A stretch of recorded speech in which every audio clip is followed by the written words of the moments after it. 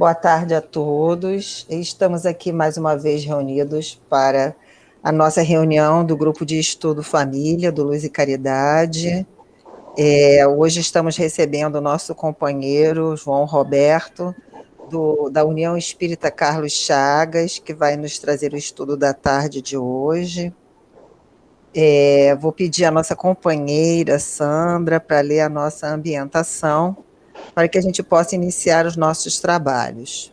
Boa tarde, gente. Vamos ler uma página de Vida Feliz, psicografada pelo Divaldo, pelo espírito de Joana de Ângeles. Seja uma pessoa aberta às ideias, aos conceitos novos, discute-os, compare-os com o que sabes e pensas, retirando o melhor proveito das informações que desconheces. As ideias salutares renovam a emoção, abastecendo os sentimentos com estímulos e entusiasmo. Ninguém é tão sábio que não necessite aprender mais, nem tão completo que possa dispensar outros contributos para o seu crescimento íntimo. Aprende mais, estando receptivo às novas contribuições. Então, vamos fazer a nossa prece para iniciar a reunião. Querido Mestre Jesus, nós te agradecemos pela tarde de hoje, por essa oportunidade de aprendizado da nossa doutrina espírita. Nos abençoa, nos fortalece, nos ajuda a caminhar adiante, a seguirmos com a coragem necessária e a fé, Senhor. Abençoe a todos, envolva nosso companheiro João Roberto no trabalho desta tarde, para que possamos compreender melhor os ensinos desta obra que estamos estudando. Obrigado e fique conosco. Então, queridos companheiros, dando prosseguimento ao nosso estudo do livro A Gênese, que a gente está trabalhando desde o início do ano, né? O João Roberto vai hoje nos trazer o tema O Sobrenatural e as Religiões. Então, João, seja bem-vindo, pode ficar à vontade aí. Beleza, gente boa do Centro Espírita Luz e Caridade. É sempre uma alegria retornar para esse centro que eu já conheço desde 1998. É uma grande alegria mesmo. Recebi o convite de Janaína para fazer esse estudo desse tema que é bem interessante, que ele abre caminho para a gente pensar um bocadinho de coisa no que diz respeito a nossa relação com uma religião e como a gente pode ver as relações entre ciência e religião, como é que a gente pode, sendo religiosos, nos precavermos em relação a argumentos, teses que podem parecer espiritualizados, mas que são canoa furada. O Espiritismo ajuda a gente a evitar canoa furada. O Espiritismo ajuda a gente a olhar os buracos no fundo do barco que permitem que entre água. Então, fui chamado para dar conta desse tema, o sobrenatural e a religião. A gente vai, então, dar conta de um tema que está em um livro. Eu descobri agora que vocês estão estudando a Gênese. É uma grande surpresa, não é comum centro fazer estudo da Gênese. Foi um pedido do grupo do ano passado, na nossa avaliação. Sim, na avaliação do final do ano passado, aí as pessoas demonstraram interesse em conhecer a Gênese. E aí a gente fez um apanhado geral da obra, organizou os capítulos e a bibliografia, certo. E aí a gente vem desenvolvendo isso cada sábado. Uhum. Oh, que legal, muito legal, muito legal. Por isso que, então, eu não vou ter problema de fazer uma pergunta para vocês aqui, ó. Pode perguntar. Calma aí. Ó, eu vou tentar compartilhar agora. Sou marinheiro de primeira viagem nesse tal de Hangout. Vamos ver como é que vai ficar isso aqui, hein? Beleza. Olha, gente, a primeira pergunta que eu quero fazer para vocês, uma vez que nós vamos dar conta de um tema da Gênesis, é claro que eu não estou no começo do ano, mas se eu tivesse tido a honra de fazer o primeiro estudo, eu ia fazer essa pergunta para vocês aqui. Quem tem medo de A Gênese? Quem é que tem medo desse livro? Esse é o livro maldito. Eu gosto muito de brincar assim. Esse é o maldito. Maldita Gênese. Maldito no sentido de ser mal falado, perfeito? É um livro, é uma obra mal falada. Ela é chamada de o livro difícil, o livro complicado. Eu não consigo ler a Gênese. Enfim, há por parte de um bocado de espíritas uma trava em relação à Gênese. E eu fico realmente bastante surpreso de ter saído de uma avaliação de final de ano a proposta de se estudar esse livro, que é uma chave de entendimento para muitos momentos do Evangelho, é uma chave de entendimento para algumas questões do Antigo Testamento, é uma chave de entendimento em relação a uma coisa que ainda hoje é bastante importante nas tradições religiosas, que são as profecias. Então, esse é um livro muito, mas muito importante. Ele é muito válido. É a partir dele que a gente vai ter a gente pode dizer que a Gênese ele é feito na maturidade do pensamento espírita de Kardec, é a última obra, é o último filho que nasce do intelecto de Kardec. Aqui a gente tem algumas coisas diferentes em relação a outras obras doutrinárias, na medida em que houve mais tempo, como essa é a última obra. O que Kardec coloca no começo das suas pesquisas evolui, se desenvolve, se transforma.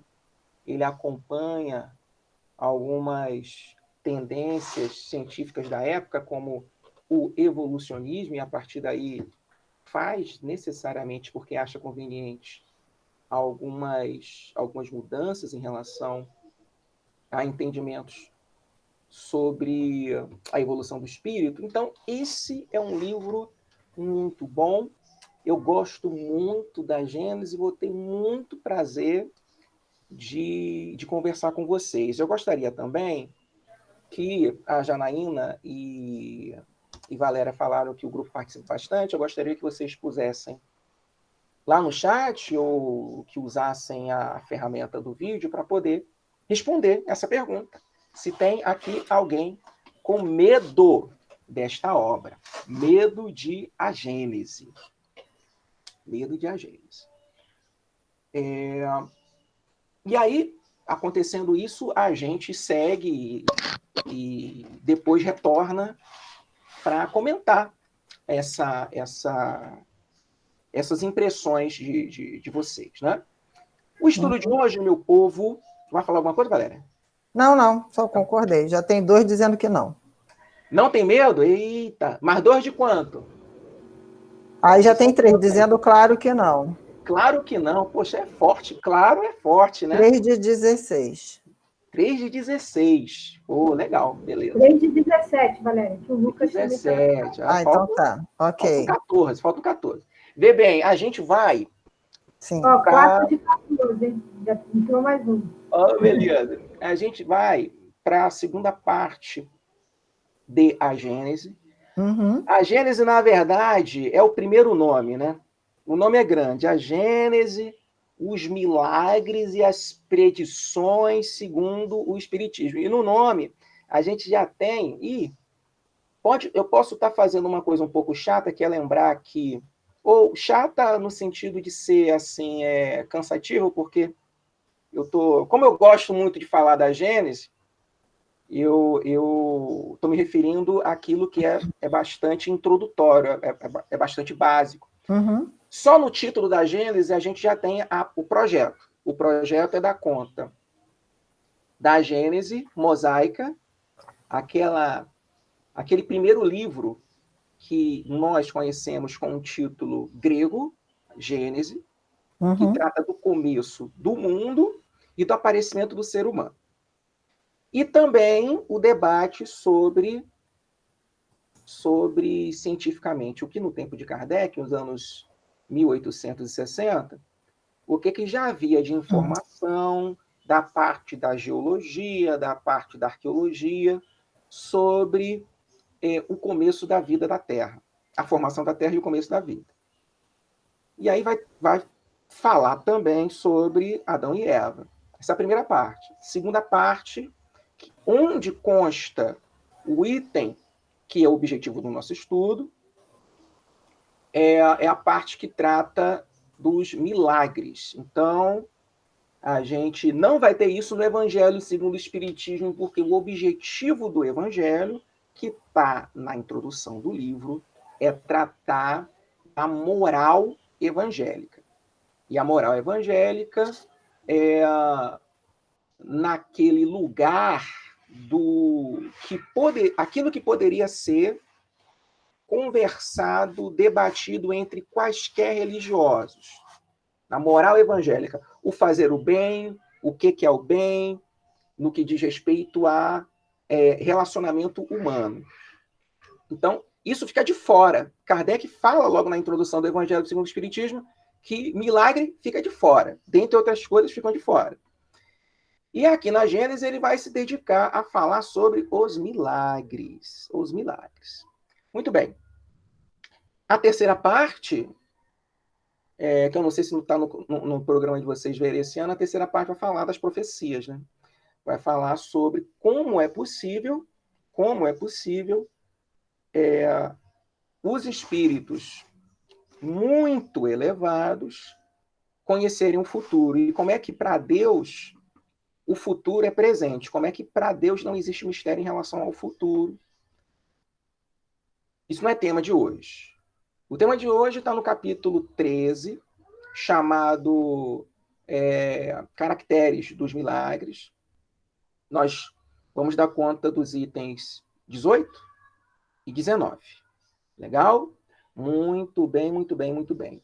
A gente vai começar conversando sobre o seguinte.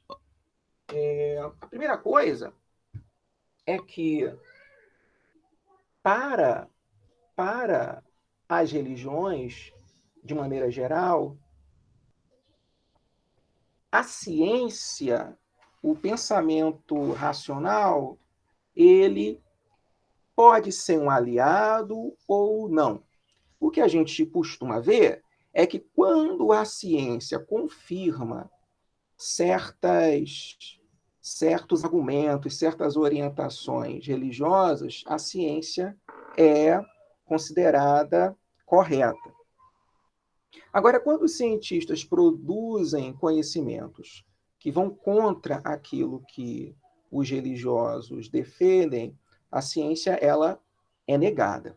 Nesse sentido, o Espiritismo vem ao mundo com o objetivo de fazer uma aliança, isso está lá no começo do Evangelho segundo o Espiritismo, uma aliança entre ciência e religião. Houve uma grande divisão, ainda hoje a gente vê isso, ainda hoje a gente vê aqueles que não aceitam verdades religiosas que não sejam racionais, e nós vamos ter religiosos que não vão aceitar afirmações científicas que contrariem os seus dogmas religiosos. Aí vem Kardec sobre sobrenatural, e diz o seguinte: pretender-se que o sobrenatural é o fundamento de toda religião, que ele é o fecho de abóboda do edifício cristão, é sustentar perigosa tese. Vamos lá. Sobrenatural. Sobrenatural. Sobre, acima. Natural. Tudo aquilo ligado à natureza. Sobrenatural é aquilo que está além da natureza. É aquilo que está totalmente fora de leis que garantam o entendimento de um determinado evento. Traremos muitos exemplos bíblicos aqui para que a gente possa ter noção um pouco melhor sobre aonde a gente chega pensando sobre o sobrenatural. De modo que, se o sobrenatural ele não pode ser explicado, nós vamos ter situações embaraçosas. A gente vai ter a afirmação de que Deus, sendo perfeito, ele é capaz de quebrar as suas leis. Ora, se o natural é aquilo que existe na natureza e que é controlado por leis, e Deus, conforme a sua vontade, ele quebra uma determinada lei, produz, então, um evento sobrenatural, Deus, com isso, querendo fazer com que os seres humanos, e esse objetivo da quebra da lei, esse objetivo do milagre, conforme até hoje se entende, Deus mostra como ele é grande, Deus mostra como ele é poderoso a partir da quebra da sua lei, a partir da produção de um evento sobrenatural. Vamos pensar agora uma coisa sobrenatural. Vamos começar a pensar de pessoas que comecem a se curar da Covid-19 sem nenhum tratamento.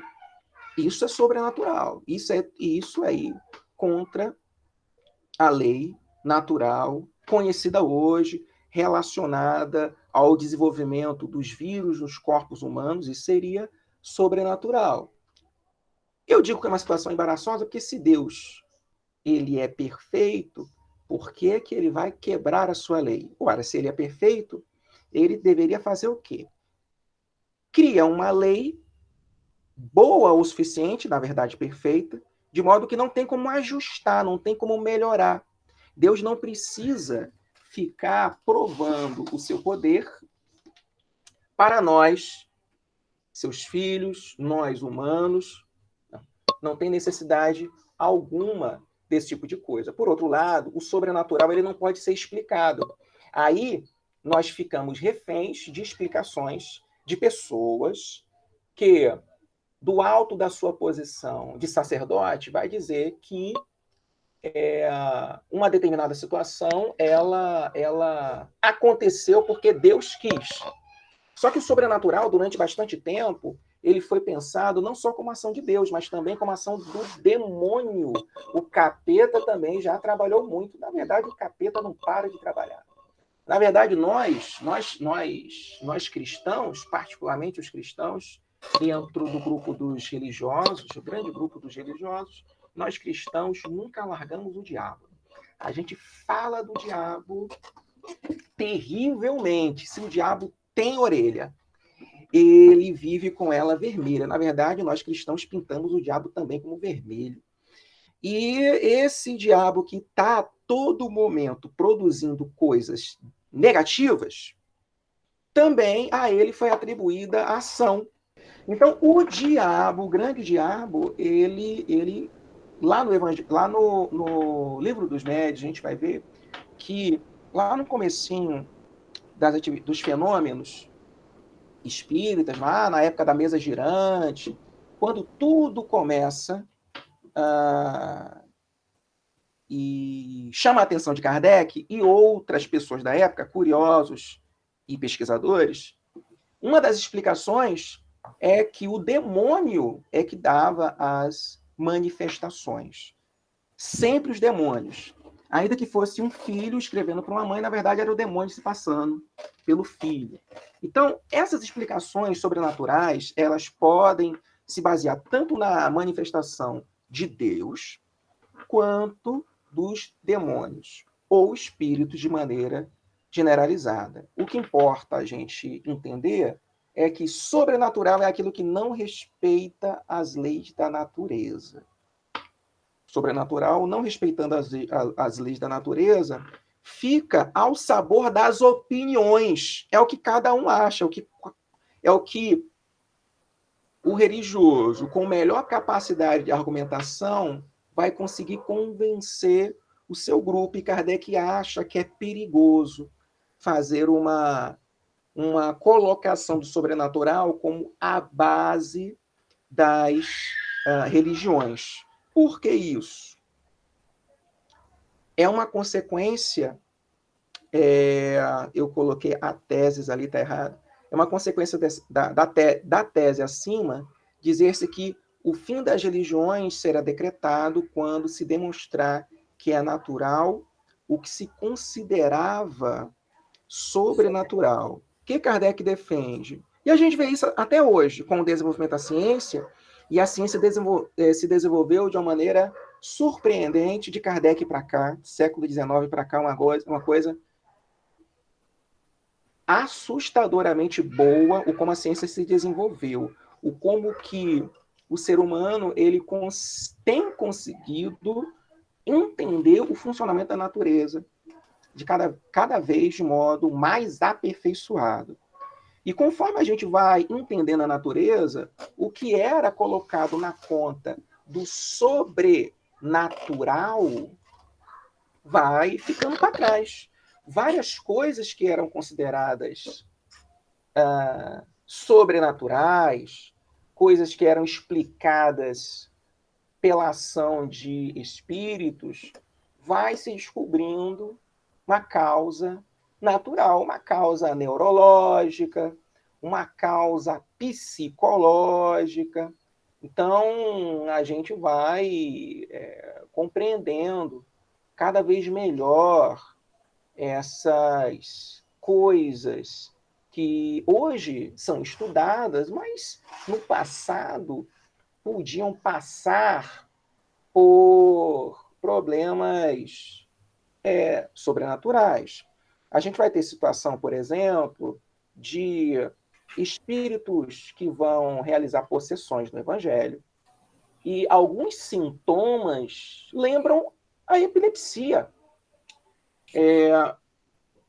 A pessoa que, a dita possessa, que começa a se jogar no chão, começa a tremer, começa a babar, a gente lembra logo, de imediato, no quadro de epilepsia, dessa doença de fundo neurológico. E imagina todas as pessoas epiléticas que no passado foram consideradas como atacadas pelo demônio, porque não havia compreensão sobre cérebro e doenças de um cérebro que tem algum tipo de funcionamento que não seja totalmente saudável. Imagina a quantidade de pessoas que sofreram por conta do entendimento de que a manifestação da doença, na verdade, tem a ver com um fundo, com uma causa que é um espírito malévolo. Se desenvolve a ciência e nós vamos entendendo de uma maneira racional, baseada na ciência. E quando eu falo ciência aqui, eu estou me referindo a uma forma de pensar o mundo. E nessa forma de pensar o mundo, o cientista e aquele que se beneficia do cientista, nós vamos compreender a realidade baseada naquilo que dá para ser observado, baseado naquilo que dá para ser provado a partir de matemática, a partir de física, a partir de química, partindo para as ciências sociais. Sociologia vai ser uma ciência, história vai ser uma ciência, pelo menos eu entendo como ciência.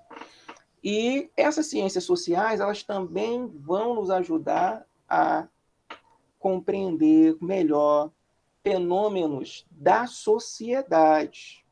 João, tem uma perguntinha da Rosa. Tá. Vou ler aqui para você. Claro. Ela colocou aqui, João, aqui é a Rosa, mãe do Lucas. Isso que você falou aconteceu na minha família. A minha tia era epilética e o seu marido, pastor, sempre que ela tinha uma crise, ele exorcizava, e eu pensei inúmeras vezes, essa cena é lamentável, né? E assim, até aproveitando o que ela está trazendo aqui, né, a ciência ela vem lançar a luz.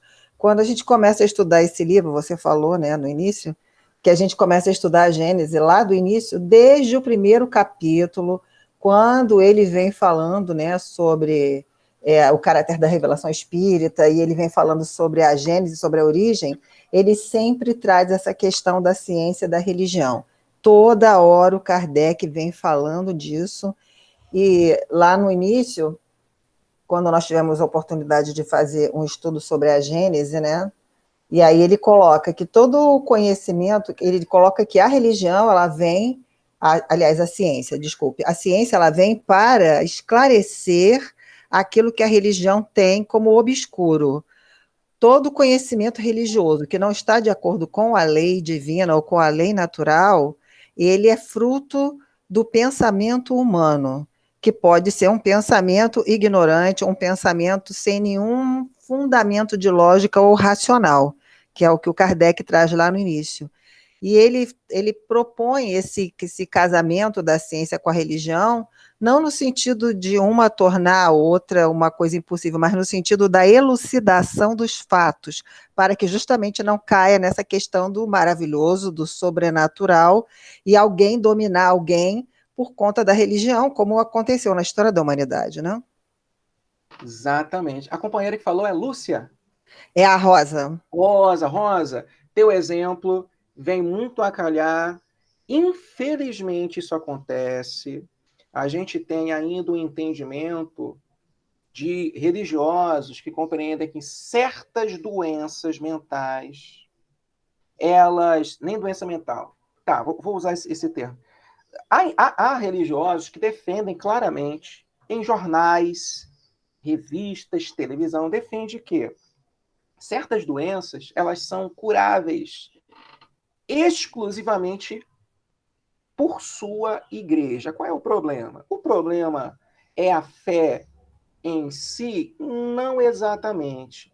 A gente sabe, voltando de novo à ciência, já Valério falou aí a importância da ciência, elucidar, gente, elucidar é jogar luz. Onde está escuro, você acende a luz, você leva uma lanterna, hoje tem um celular, um palito de fósforo já pode ser o suficiente para você não perder a vida, colocando o pé onde não deve. Então, a ciência já trouxe, na área da psiquiatria, muita informação sobre doenças hoje chamadas, né, doenças psiquiátricas, e essa elucidação sobre depressão, sobre transtornos, e a gente sabe que são vários, né? Os vários transtornos. Gente, isso dá, sabe o que para a gente? Isso dá para a humanidade, hoje, a possibilidade de diminuir 90% dos suicídios. Por quê? Porque a Organização Mundial da Saúde diz que das mais de 800 mil pessoas que se matam diretamente por ano, 90% delas poderiam ter a sua vida preservada se tivessem sido tratadas por médicos. Então, alcoólatras, depressivos, gente que tem vários transtornos, formam aí 90% das pessoas que tiram a vida. Olha, a ciência colaborando conosco, os religiosos. Então, obrigado pela participação da nossa amiga Rosa. Espero que outras participações igualmente aconteçam. João. Vamos continuar? Oi, alguém está falando aí? Ouço voz. Márcia. Márcia, legal, Márcia. Eu lembrei muito quando você falou, até a Rosa também falou, eu vivenciei isso, porque eu trabalhava numa escola na Baixada Fluminense, onde o predomínio lá são os evangélicos, né, de inúmeras linhas, né, podemos dizer. Certo. Uma funcionária caiu, porque ela estava tendo epilepsia, a crise, né? Foram em cima dela, rezar, falar não sei o quê. Sim. E você vê como isso é notório, e não tem tanto tempo assim, Sim. né? Então, se não tivesse alguém assim, fala, não, gente, olha só, não tem que rezar, tem que chamar a ambulância para socorrer a moça. Sim, não claro. Então, isso ainda acontece, mesmo Acontece. não é tão longe, não. É verdade. Então, até eu brincava assim, eu falava para uma amiga, olha só, pelo amor de Deus, se eu cair inconsciente, não deixa esse povo ficar me pesando, não. Chama a ambulância. Porque, na realidade, você fica vulnerável, né? Você está inconsciente, você está no predomínio. Totalmente. A pessoa que sofre um ataque epilético, 100%. Qualquer coisa que você sofra, se você está inconsciente, você fica vulnerável no meio que ali predomina. Ou era o predomínio do evangélico e de várias religiões, vários caminhos, né? E aconteceu isso uma vez também comigo, eu tive um aluno que ele nasceu PC. Então, a PC mãe... é o quê? Perdão, me ajuda aí. Paralisado cerebral. Certo. A mãe acreditava que a igreja ia salvar o menino, ia resolver a situação dele. Sim. E nisso não fez terapia que tinha que ter feito desde o início, uma estimulação. Hoje, esse menino é um homem, está totalmente... ficou travado, né? Porque não houve estímulos desde sempre, né? Quando ele já era um bebezinho, quando ele era criança.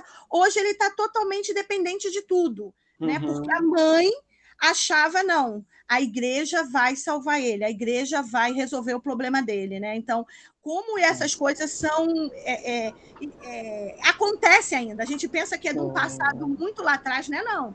Dependendo do lugar onde você esteja, você vê umas coisas muito absurdas, né? Que, até de privações mesmo. Você falou até da questão da depressão que leva ao suicídio e tantas outras coisas, né? Crianças que nascem com essas síndromes, né?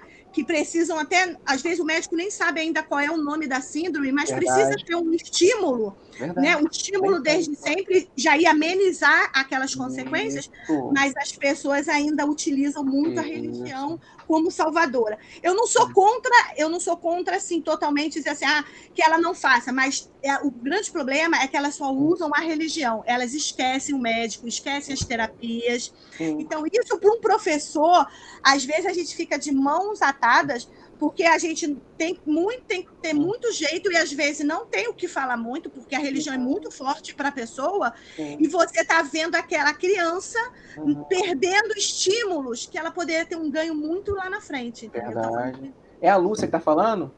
É a Márcia. Márcia Bergamini. Márcia Bergamini, obrigado pela sua colaboração. Janaína também quer falar. Deixa eu só falar aqui, vamos pensar aqui, vou criar uma imagem, tá bom? Vou criar uma imagem aqui. Pensa no seguinte, você está numa cozinha e você precisa descascar frutas para uma salada de fruta. Você vai fazer uma salada de fruta. Você tem, para isso, instrumentos que estão na gaveta da sua cozinha, todos lá juntos, e você tem, perto dali, onde você coloca as ferramentas de martelo. A Janaína sabe tudo de ferramenta, ela vai me corrigir aqui. Martelo, chave disso, chave daquilo, alicate, serrote, mas está tudo numa maleta. Não vai Qual é o sentido que eu vou fazer? Você pegar a ferramenta onde tem o serrote, onde tem o martelo, trazer para a sua cozinha, coloca isso em cima da mesa para cortar com serrote a melancia, a laranja. Eu quero dizer o seguinte, a caixa de ferramenta da religião dá conta de problemas que a caixa de ferramentas da cozinha, ou melhor, a caixa de ferramentas da ciência nem sempre consegue dar conta. Então, a gente não pode misturar aquilo. Vou ser mais claro. A gente não deve usar instrumentos que foram criados para dar conta de certos problemas no lugar errado. A oração é sempre importante. A pessoa caiu na minha frente, teve um ataque epilético. Vou orar, inclusive, para eu me manter calmo, porque ver uma pessoa numa crise não é mole. Você fica angustiado, você fica ansioso, fica nervoso. Então, eu faço a prece, inclusive, por mim. Só que a prece não vai resolver. É preciso um atendimento médico, é preciso conhecimentos, como, por exemplo, especificamente nesse caso, segurar a cabeça da pessoa para que ela não bata a cabeça, não fique batendo o crânio no chão. Então, isso não tem a ver com religião, são outros conhecimentos. Então, a gente precisa aliar conhecimentos religiosos com conhecimentos das ciências da natureza, para um complementar o outro, para um ajudar o outro. Fala aí, já, agora. O que eu ia falar, você acabou agora complementando, né? Porque a Marcinha falou da questão que o pessoal ora, depende da forma que está orando. Exemplo, eles estavam ali orando no intuito de exorcizar, como se tivesse um demônio ali, como você falou, né? E a prece é fundamental, mas não basta só ela, né? As questões espirituais, elas são importantes, mas a gente nunca deve esquecer as questões da terra. Porque, exemplo, a gente está num tratamento, né?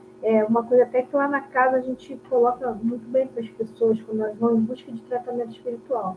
Dependendo da situação, não é só um tratamento espiritual. Você tem que buscar um terapeuta, você tem que buscar um médico para você tratar, porque uma coisa vai ajudar a outra, mas cada coisa estanque fica complicado, como você bem trouxe, né? Nesse caso aí do exemplo. Se você não tiver certos conhecimentos técnicos, né? Não vai ser suficiente. A prece sempre ajuda a equilibrar a gente, os componentes espirituais, mas só isso não, né? Porque de repente as pessoas vão pensar assim, então quer dizer que a prece não vale nada? Não, vale, mas ela tem que estar somada com outras questões. Né? Com certeza. Então vamos continuar aqui, gente. Olha um outro item. O de que precisam as religiões não é do sobrenatural, mas do princípio espiritual. Isso aqui é o mais importante. Religião está no mundo para lembrar a gente da nossa origem espiritual, de que na Terra nós temos que seguir as leis de Deus e de que há um futuro e, portanto, todo investimento hoje em um futuro bom vale a pena. A base da religião, para nós, não deve ser o sobrenatural, aquilo que é místico, aquilo que eu não posso explicar. Claro, tem muita coisa que eu não vou explicar. A maior parte das coisas eu não vou explicar, mas sempre entendendo que... E aí eu faço uma diferença. Existem coisas que não podem acontecer, porque vão contra a lei de Deus. Não pode acontecer de uma pessoa reencarnar no corpo de um animal. Não pode. Isso não tem como acontecer. Vai contra a lei de progresso, que organiza a reencarnação dos seres. Não pode andar para trás. Isso seria considerado andar para trás? Não pode. Agora, tem coisa estranha, tem coisa incrível que realmente acontece. Mas se aconteceu é porque existe uma lei que eu não desconhecia. É o que Kardec argumenta no Livro dos Médiuns. No Livro dos Médiuns, Kardec fala o seguinte, em outras palavras, né? Kardec fala o seguinte, olha, tem gente aí dizendo que... Tem gente boa dizendo que não pode acontecer fenômeno espiritual porque vai contra as leis da física. Vai contra as leis da física uma mesa levitar, sair do chão, dançar, rodopiar sobre o ar. Aí Kardec lança a pergunta, mas será que se conhece hoje, no caso há 160 anos atrás, se conhecem hoje todas as leis da física? Esse é o ponto. Tem coisa que a gente não conhece, é desconhecido. Mas se acontece, ele não é sobrenatural, é que eu não conheço, eu ignoro, eu não sei. Isso é uma coisa. Eu não sei como acontece. Vou dar um exemplo, de novo, um exemplo médico. A gente sabe que quando a gente reencarna, o nosso perispírito fica ligado a cada célula nossa, cada órgão nosso está ligado ao nosso perispírito. Quando acontece um transplante, o coração de uma outra pessoa é colocado no seu corpo e o seu perispírito vai envolver aquele coração. Como é que isso acontece? Eu não sei como é que acontece. Eu não imagino como é que isso acontece. Existe, na verdade, uma lei aí que permite que o perispírito ele consiga se ligar a partes do corpo humano, de modo que um transplante vai poder dar certo. Existe essa lei, só que a gente desconhece. Não é impossível, acontece, mas eu não conheço. O sobrenatural não é isso. O sobrenatural é aquilo que vai contra a lei divina. E o mais importante para a religião, a grande base, é o princípio espiritual. Ok? Vamos caminhar. O espiritismo dá à religião cristã uma base mais sólida do que os milagres, que são as imutáveis leis de Deus. Existem as leis que são da natureza material e existem as leis que são da natureza espiritual. A gente vai ver lá, na terceira parte do Livro dos Espíritos, aquelas leis morais todas, lei de justiça, amor e caridade, lei de sociedade, todas aquelas leis ali, trabalho, todas aquelas leis valem para todos os cantos do universo. E existem também as leis espirituais que não são morais. As leis que dizem respeito, por exemplo, ao como os fluidos espirituais vão permitir que os espíritos possam se materializar, fazer com que um objeto na sua casa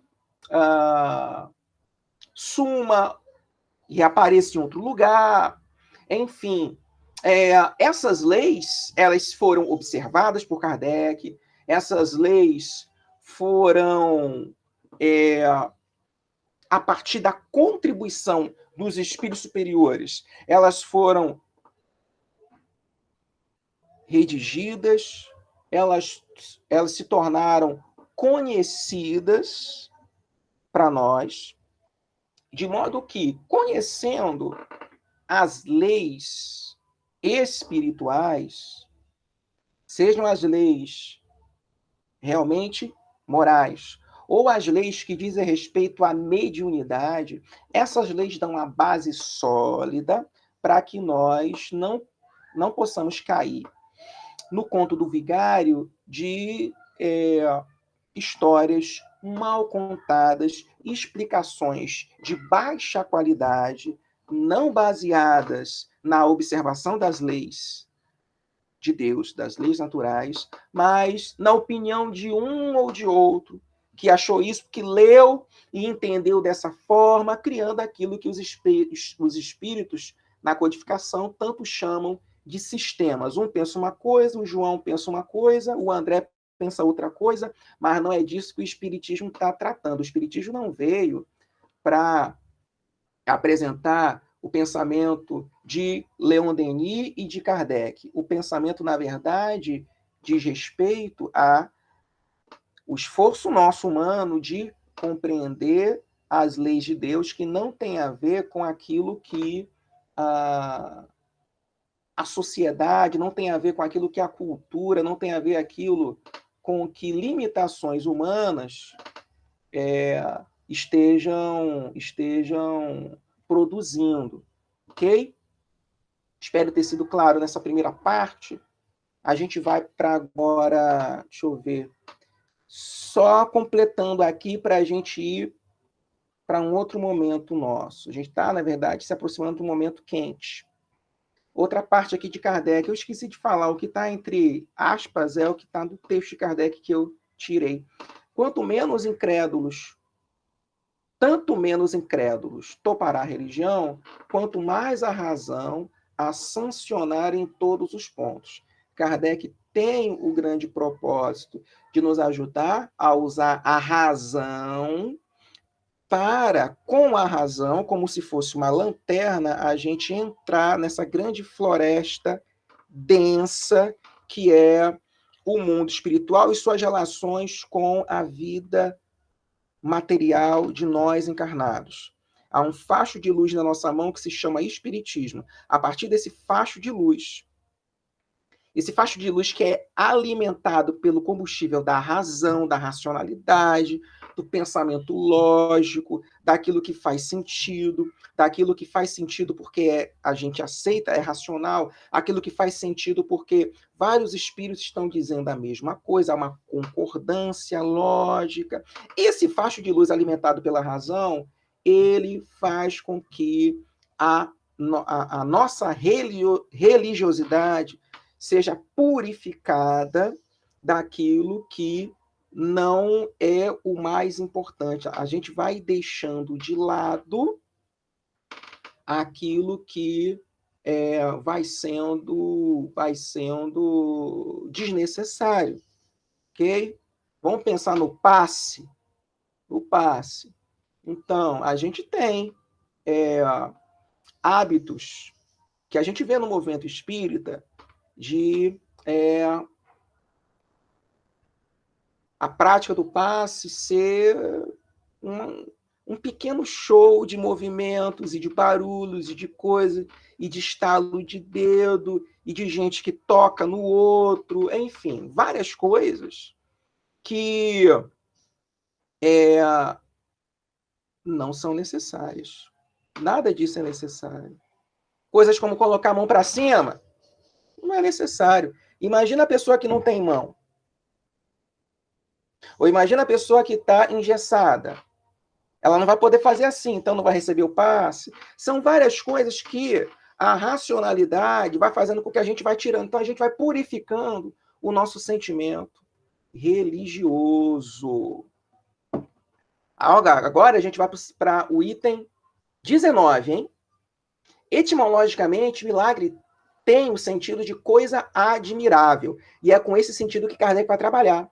Milagre não no sentido daquilo que é a quebra da lei de Deus, não. É uma coisa admirável. A gente fica espantado com a beleza e a inteligência de Deus.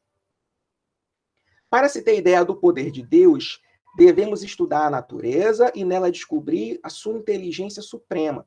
A gente tem um Criador que revela a sua inteligência pelas suas obras. Quanto mais hábil é uma cozinheira, melhor vai ser a comida que ela faz. De modo que, se você, baseado nesse raciocínio lógico, nessa premissa, o que vale para o ser humano em relação à cozinheira que faz um belo prato, Deus também mostra a sua suprema inteligência a partir da beleza, da complexidade da natureza. Nós estamos aqui sentados e a Terra, ela se movimenta em torno do próprio eixo, movimento de rotação. A Terra faz esse movimento numa velocidade assustadora. O chão não se move. Ao mesmo tempo, a Terra está girando em torno do Sol, movimento de translação. E eu aprendi com um amigo, Eduardo, aí, doutor Dudu, famoso doutor Dudu do Luz e Caridade, que agora está com a mocidade nesse exato momento. Dudu falou para mim que existem vários outros movimentos que a Terra faz, e o que eu nunca tinha ouvido falar, mas eu acredito nele, porque ele é doutor em física, doutor Dudu. Então, ele, estudioso da física, diz para a gente, dá aula para a gente falando que a Terra faz mais de 10 movimentos diferentes, e você não sente nada. Isso é muito estranho, isso é muito surpreendente. Deus mostra a sua inteligência, não porque ele quebra a lei, mas porque ele cria obras, e a nossa inteligência, com o desenvolvimento da humanidade, vai devassando a natureza, vai compreendendo esse grande quebra-cabeça maravilhoso e chegando à conclusão de como é admirável a inteligência divina. Outra parte que eu peguei aqui do item 19 de Kardec. Então, os homens serão verdadeiramente religiosos, racionalmente religiosos. Eu destaquei, racionalmente religiosos. Isso aqui, para a gente, é uma coisa curiosa, porque o Espiritismo vem acabar com a divergência entre o cientista que é ateu, só acredita na matéria, e o religioso que não quer nada com ciência, ele só quer fé, é só coração, é só sentimento, é só o calor da sua crença. O Espiritismo quer o melhor das duas coisas. O Espiritismo quer o melhor da ciência. O que é o melhor da ciência? Desenvolvimento da inteligência, debate sem violência. O melhor da ciência é a gente estar pronto para mudar de ideia. O melhor da ciência é a gente ser capaz de criticar o outro sem orgulho, com o objetivo de melhorar o outro, ou com o objetivo de avançar nas nossas pesquisas. Isso é o melhor da ciência. O que é o melhor da religião? É a resignação a Deus, é o amor ao próximo, é a base do princípio espiritual. O Espiritismo quer, então, fazer o quê? Juntar o que há de melhor na ciência e na religião. A gente vai ter o quê, então? Um indivíduo racionalmente religioso, pronto, portanto, para ser um espírito melhor, um espírito bom. Eu junto o melhor da ciência, eu junto o melhor da religião para ser o quê? Criatura melhor, pessoa melhor. Ok? Racionalmente religiosos, sobretudo, muito mais do que acreditando em pedras que suam sangue, ou em estátuas que piscam os olhos, derramam lágrimas, coisas que ainda hoje você vê em um momento ou outro do noticiário da imprensa, situações como essas. Ok? Valéria e minha amiga Janaína, alguém aí apresentou alguma coisa, alguma dúvida, alguma questão? A questão quando você trouxe esse papel da racionalidade, né, que a doutrina espírita, ela, enquanto no seu aspecto religioso, sob o ponto de vista moral, ela vem trazer a questão da fé raciocinada, né, como você também bem citou lá sobre o Evangelho segundo o Espiritismo, a fé que se baseia na razão, você entender por que aquilo acontece, por que você está vivenciando aquele momento, né? Quais são os fundamentos? Porque o maravilhoso e o sobrenatural, a gente crê por crer. Aí, se Deus não faz aquilo que a gente quer, a gente fica de mal com Deus, fica de mal com a criação, a gente vira ateu, a gente vira as costas para Deus, a gente vira as costas para a religião, para o pensamento religioso, né? E, às vezes, a questão não é essa, é uma questão humana, não é uma questão divina. É como a gente se relaciona com a fé, se é de uma forma racional, raciocinada, como você trouxe aí, né? Nesse texto do Kardec, também ele traz também para a gente no Evangelho, a questão da fé raciocinada, e outra a gente vai ficar achando que Deus vai fazer o mundo de acordo com o nosso entendimento, e não de acordo com ele, né? Que é a inteligência suprema, a causa primária de todas as coisas, segundo nos traz o Livro dos Espíritos. Uhum. Legal, legal. Olha só, gente, agora eu vou para a parte quente, uma parte legal mesmo, que são alguns exemplos do sobrenatural na tradição judaico-cristã. Por que judaico-cristã? Porque a gente pega a contribuição dos judeus, que está no Antigo Testamento, perfeito? Uhum. A gente tem lá os livros atribuídos a Moisés, começa lá com Gênesis, e depois tem os livros históricos, aí vem os proféticos, tá? Essa primeira parte toda do chamado Antigo Testamento é a parte judaica. E a gente tem a contribuição dos evangelhos, das cartas dos apóstolos e do Apocalipse de João, que forma aí, e também do Atos dos Apóstolos, forma aí a tradição cristã. Juntando os dois dá o judaico-cristão. A nossa Bíblia junta as duas coisas. Eu também queria acrescentar um comentário assim, que o próprio cristianismo, quando ele se constituiu em cima desse pensamento judaico, né? O pensamento judaico, ele permeou os primeiros grupos religiosos cristãos. Começa judeu, né? Começa judeu e acrescenta. Então, assim, a cultura, ela interfere. Vou dizer esse termo, né? Ela impregna e continua através das gerações, porque depende do nosso entendimento, do tanto que a nossa mente se abre, né? Como você falou naquele momento, da gente abrir para o novo, para a gente mudar de ideia e ter uma outra compreensão. E aí a gente vai somando as coisas, elas se misturam e formam um caldo cultural, vou dizer desta forma, né? A gente tem um caldo cultural judaico-cristão muito forte na nossa cultura, até hoje, no século XX, né? Sim.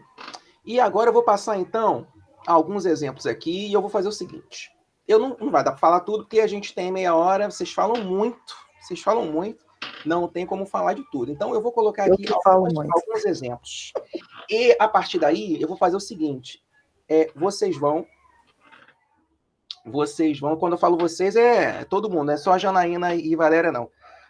O povo aí do Luz e Caridade vai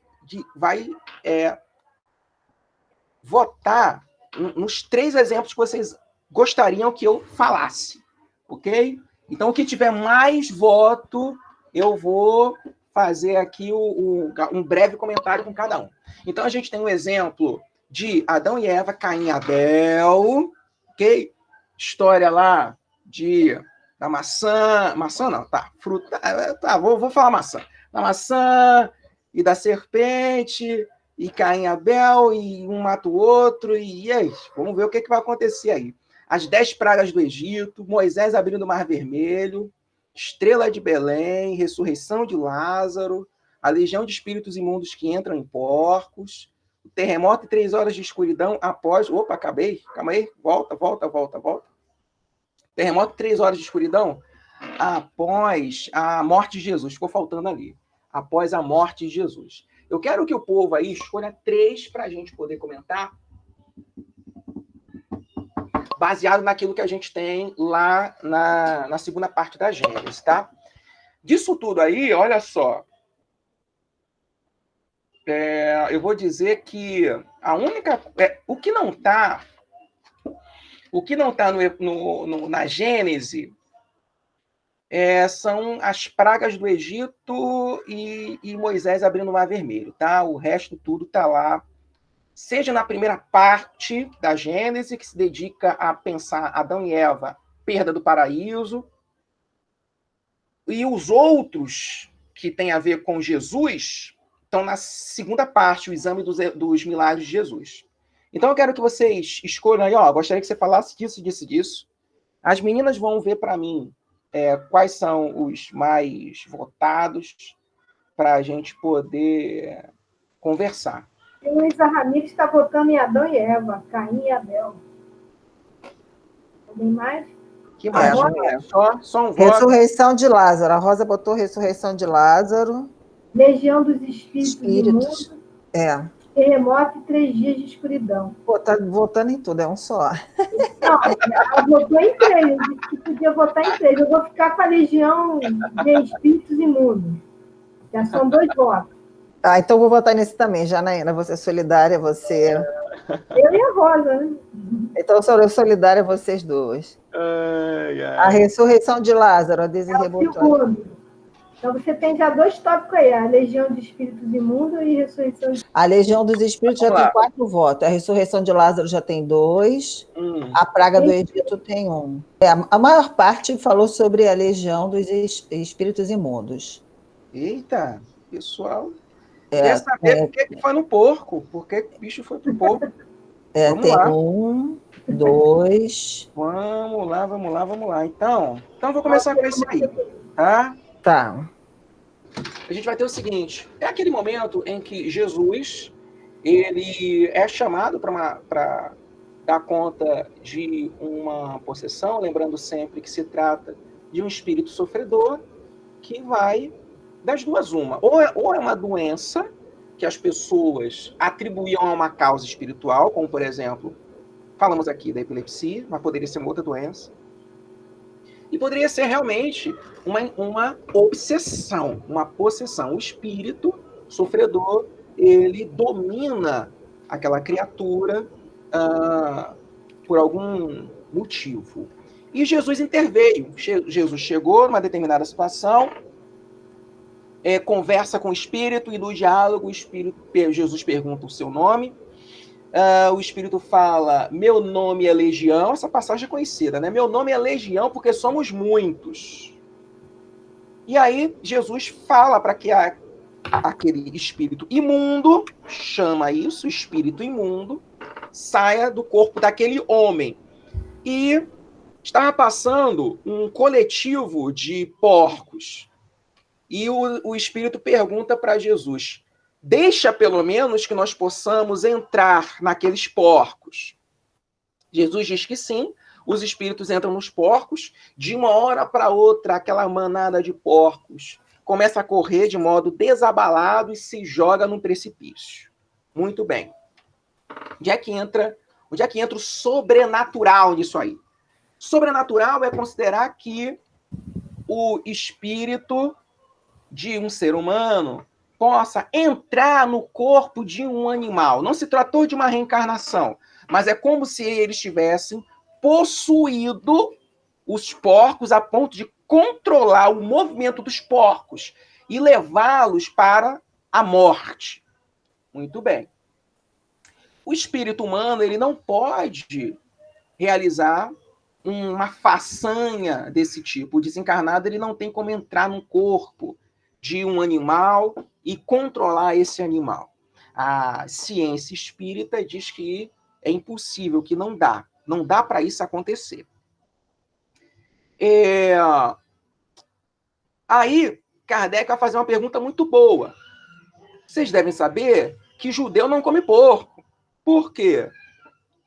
Segundo Moisés, Deus mandou dizer que não se pode comer carne de animal de pata fendida. O porco tem pata fendida. Judeu não come porco.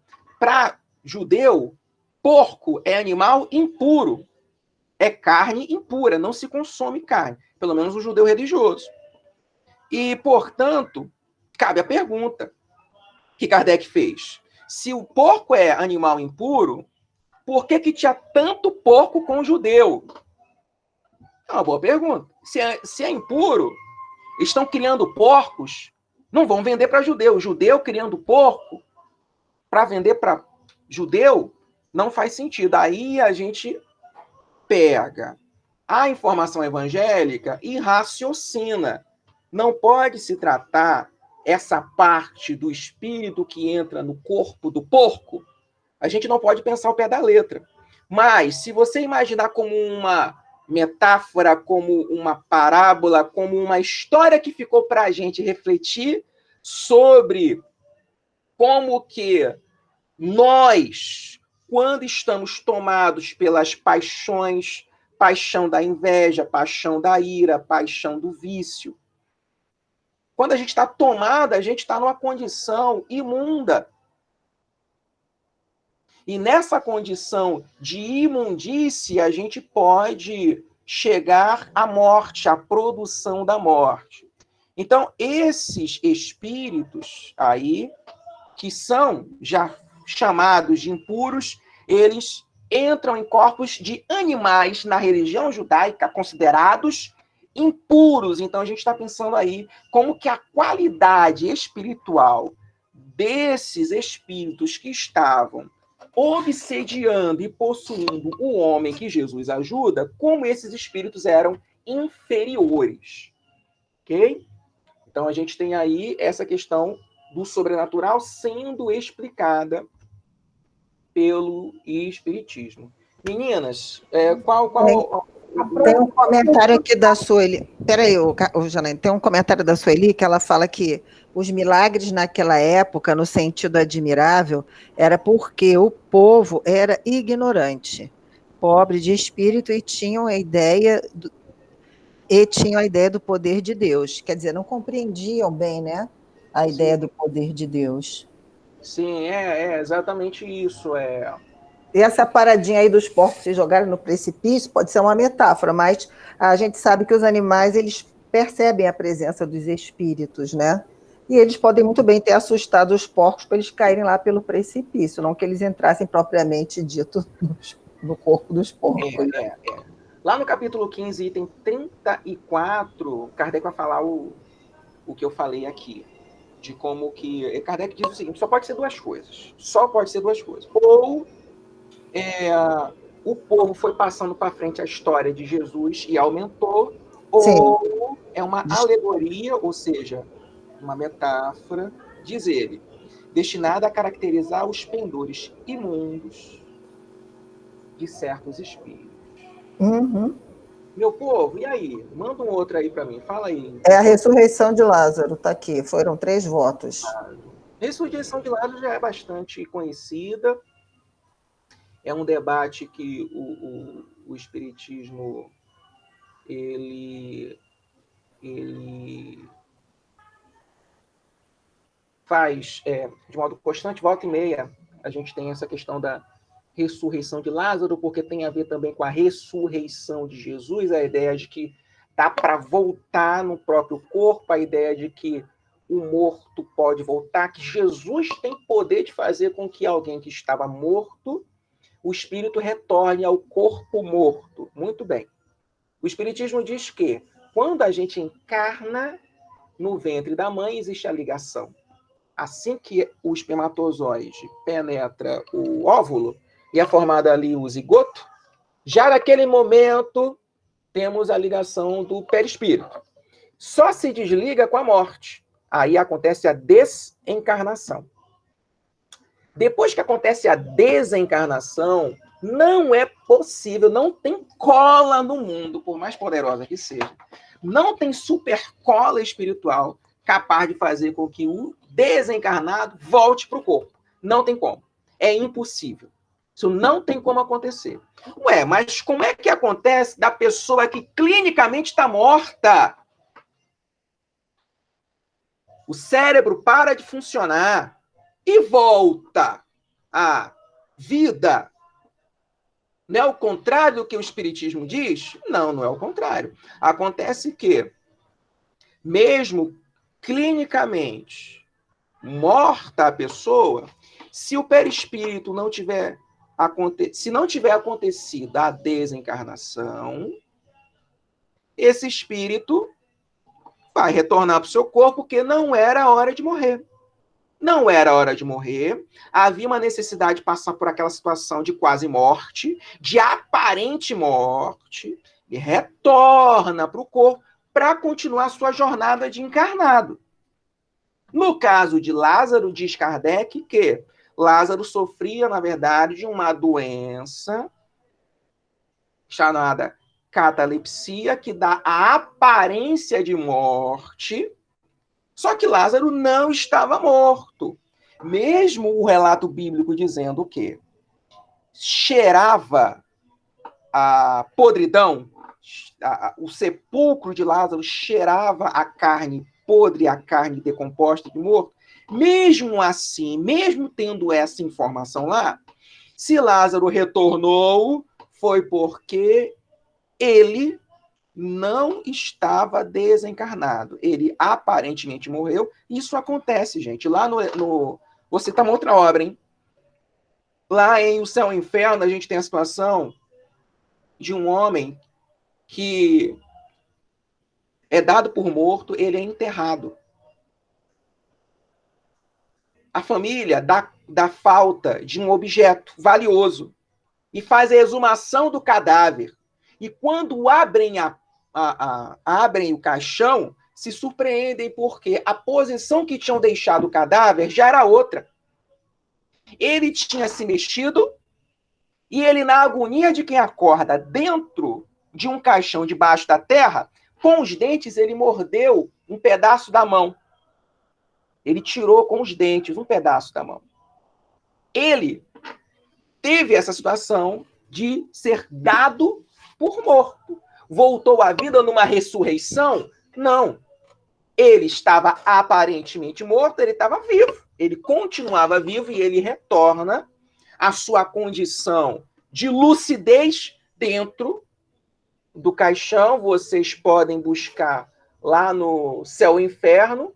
Por que isso vai acontecer com ele? Está lá explicado. Não vou dar spoiler da vida dos outros. Está lá, você vai conseguir verificar. No caso de Lázaro, havia uma necessidade de Lázaro passar por aquela situação. Havia ali uma necessidade de Jesus fazer com que Lázaro voltasse à vida, só que na falta do entendimento sobre perispírito, na falta do entendimento sobre desencarnação, a gente ainda hoje fica com a ideia de que existem pessoas com poderes de fazer com que o morto volte. Não, o morto não volta. Todas as vezes que Jesus foi chamado para curar pessoas dadas por mortas, elas estavam nessa situação de quase morte. Tem também uma menina que Jesus é a filha de Jairo. Jesus é chamado para curar a filha de Jairo. E Jesus diz, lá no Evangelho de Marcos, no capítulo 5, eu estou lendo aqui agora, Jesus diz: esta menina não está morta, ela está apenas adormecida. Jesus já disse. Ela dorme. E Jesus, fluidicamente, acorda. A filha de Jairo. Aconteceu também com Lázaro. Fluidicamente, Jesus faz com que Lázaro retorne à vida. Então, ele não morreu. Ele continuava vivo, só que ele não dava sinais da sua vitalidade. O fato de eu não perceber o sinal da vitalidade do outro não significa que ele morreu. Eu é que ignoro ainda todas as facetas, todas as faces, todos os desdobramentos da vida física. A gente não conhece tudo. Ok? Mais uma aí, gente. É Adão e Eva. Adão e Eva? Tem certeza? Que é a terceira mais votada. Eu, particularmente, eu adoro esse caso aqui, hein? Olha, se só tivesse a primeira parte do livro, se Kardec tivesse morrido antes de acabar a segunda e a terceira, eu ia estar satisfeito. Aqui a gente aprende o seguinte, vai, fala. Não, a Márcia Brandão está dizendo que sobre Lázaro, Jesus disse que ele estava dormindo. Está no Evangelho de João, capítulo 11. Legal, gostei, hein? Show de bola. O pessoal aí já faz a checagem para ver se não tem fake news. Já fez checagem. Graças a Deus. Legal, isso aí mesmo. Olha só, gente. Então vamos lá para Adão e Eva. Eu podia fazer um estudo inteiro sobre isso, porque tem um bocado de coisa. Eu vou editar muito da minha fala. Então, a gente vai só realmente para o mais importante de tudo, ok? Dá para falar muita coisa sobre Adão e Eva. Então, baseado no livro da Gênesis, no livro de Gênesis, né? Gênesis de Moisés, a gente tem lá a informação de que Deus cria a terra, cria os animais e depois cria Adão, ou Adão, que é o mesmo que humanidade. Eu vou complicar rapidinho, tá? Existem duas narrativas de criação do homem. Tem uma criação do homem onde homem e mulher são criados ao mesmo tempo, e existe uma outra narrativa que é aquela que a gente fala, que é criado primeiro o homem e depois a mulher. Kardec também só vai ficar com essa, mas tem a primeira, onde homem e mulher são criados juntos. Não interessa a gente o debate teológico, então a gente vai para essa em que Kardec fala que é aquela que a gente mais conversa, mais dá atenção. Na verdade, é a única para onde a gente observa, a gente lança o olhar. Adão é criado primeiro, e tendo sido criado, Deus entende que Adão está só e que não é bom Adão está só. Deus adormece Adão, da costela de Adão nasce uma outra criatura humana, chamada Eva, aquela que vai dar nome a todas as coisas. Adão e Eva têm, então, que se multiplicar, crescer e multiplicar. Recebem uma advertência, havia uma proibição. No centro do jardim do Éden, onde eles estavam, havia 2 árvores, a da ciência do bem e do mal, e eles não poderiam comer do fruto da árvore. Era o fruto proibido. Muito bem. Acontece que aparece a serpente nessa época, não é para rir, a serpente nessa época tem braço, tem perna e fala. E aí a serpente fala com Eva que seria muito bom que ela comesse do fruto. No texto não está o tipo do fruto, não sabe se é maçã, não sabe se é banana, não sabe se é melancia. É o fruto, ok? Muito bem. A serpente convence Eva de comer o fruto e de levar o fruto para Adão.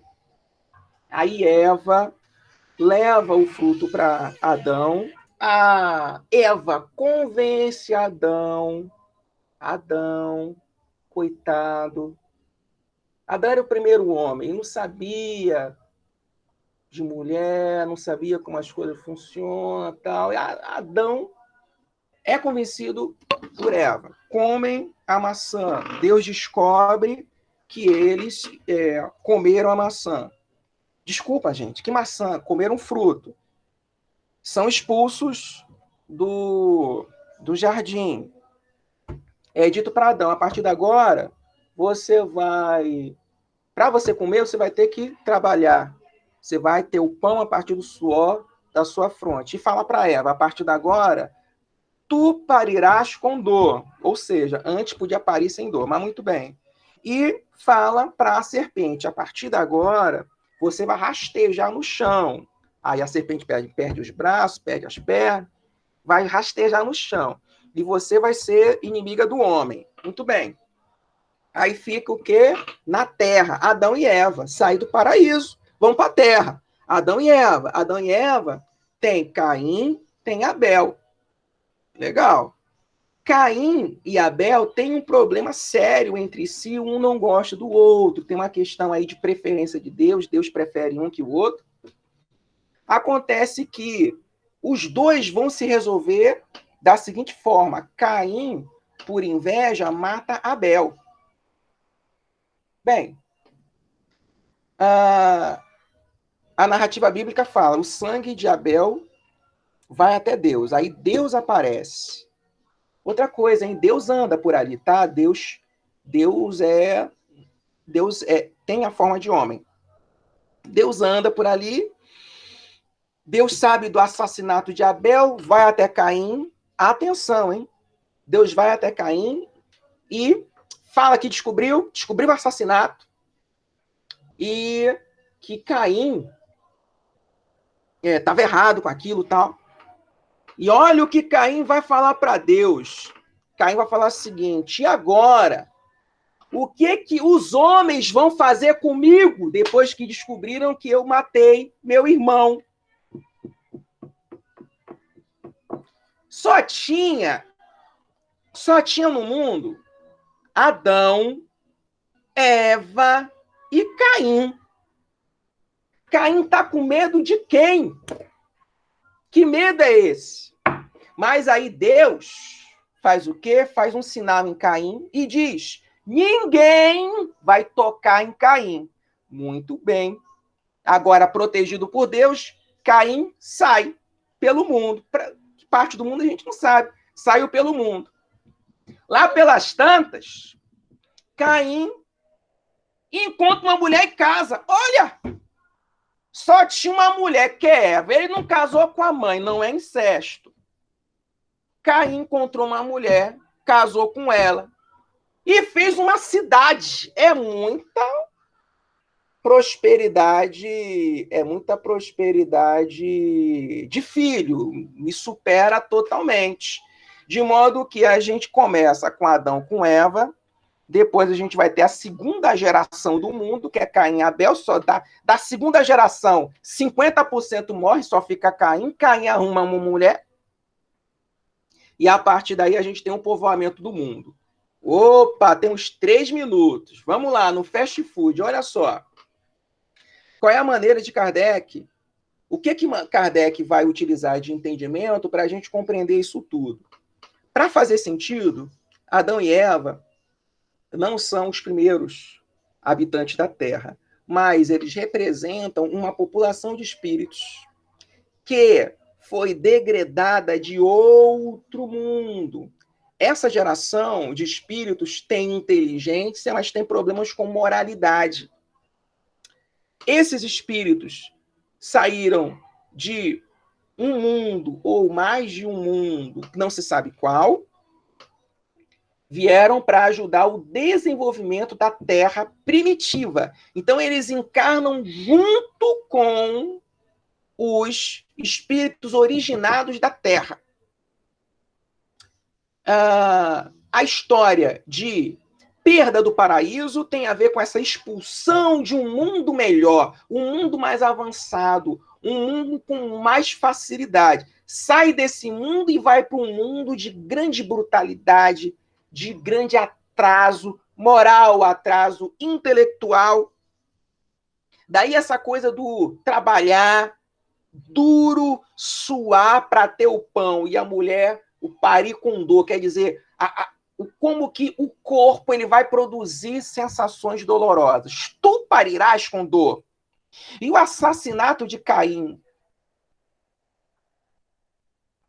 o assassinato de Abel pelas mãos de Caim, indica como que essa população de espíritos, ela já traz consigo o delito.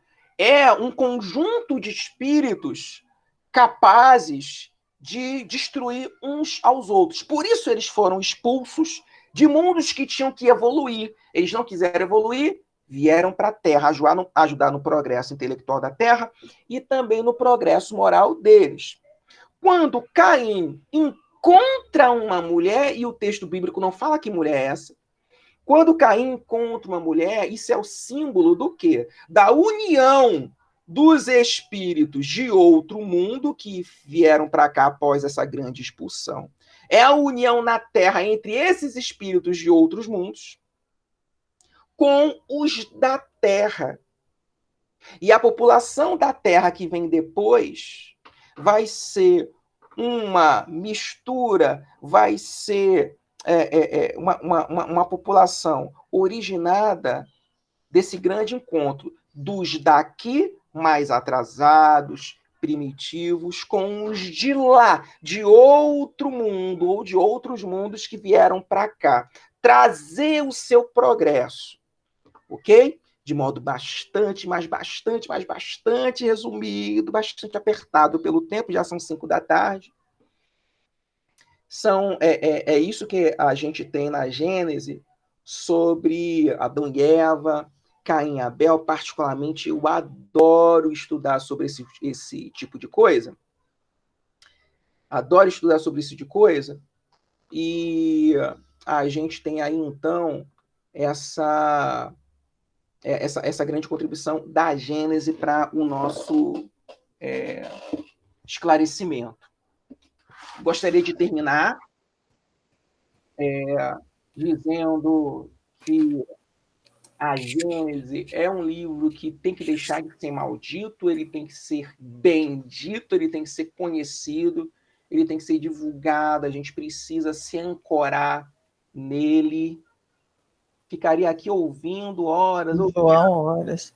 O pessoal está gostando, João, do trabalho. Muito... mas a Márcia ficou confusa no seu esclarecimento aí da Eva.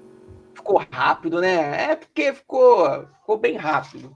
Se vocês me chamarem de novo um dia, se assim quiserem, posso falar com mais calma, com mais vagar. Mas, assim, é um livro que ajuda demais, ilumina demais os nossos entendimentos, as nossas compreensões e, particularmente, os exemplos que as irmãs deram aqui sobre como o sobrenatural, ainda hoje, é confundido com questões da natureza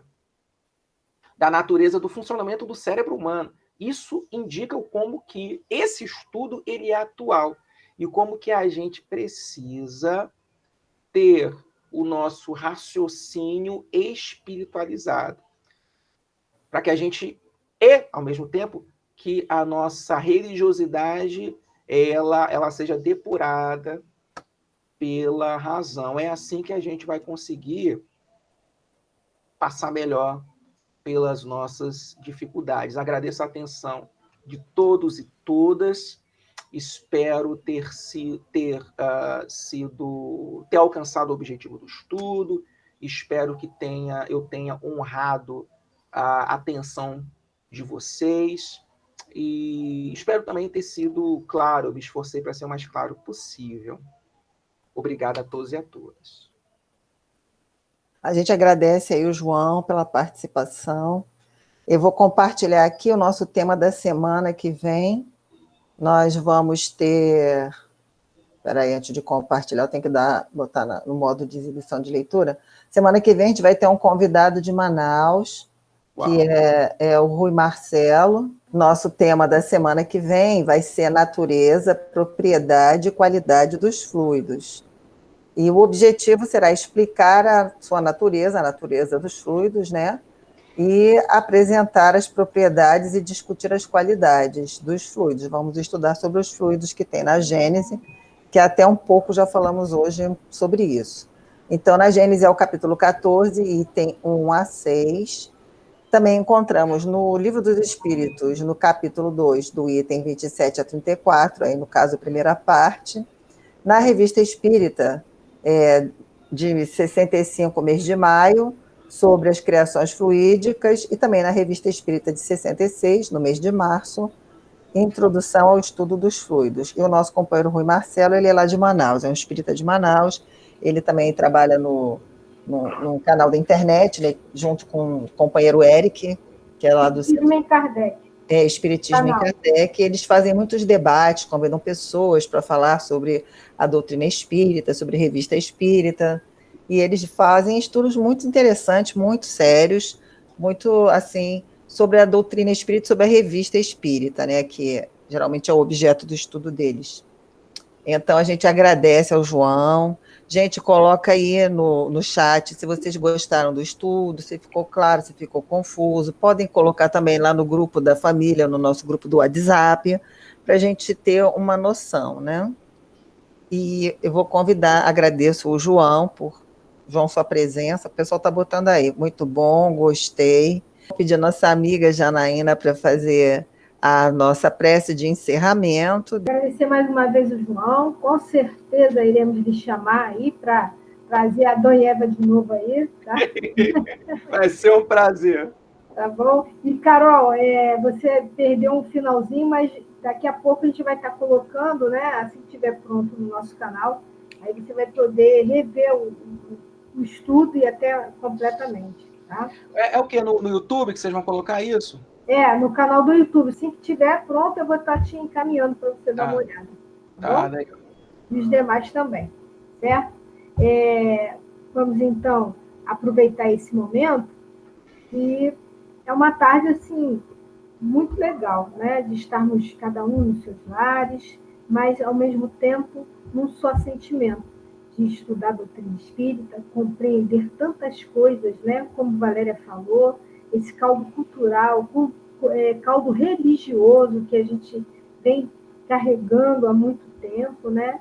E a ciência, junto com a ciência espírita e o espiritismo, vem nos esclarecendo tantas coisas que hoje a gente pode até rir de questões de um passado que a gente acreditou muito, né? Então, a gente quer agradecer ao Mestre Jesus por essa oportunidade de estarmos aqui juntos, estudando, analisando, refletindo, para que possamos ter uma melhor compreensão da vida. E aí, compreendendo melhor a vida, podemos compreender melhor a nós e, com isto, nos melhorarmos e auxiliar o nosso planeta também a se melhorar. Então, mestre, agradecemos por tudo isso, por estar em conjunto com amigos espirituais, com amigos do Luz e Caridade e também do Carlos Chagas, que é um prazer estar aqui com eles, que a Rita já esteve conosco, né? Temos hoje o João, então é muito bom estudar desta maneira, em conjunto, para que a gente possa refletir, para que a gente possa concordar, discordar e, com isso, chegar a um denominador comum. Então, mestre, obrigado, fica conosco e que possamos ter um bom final de semana.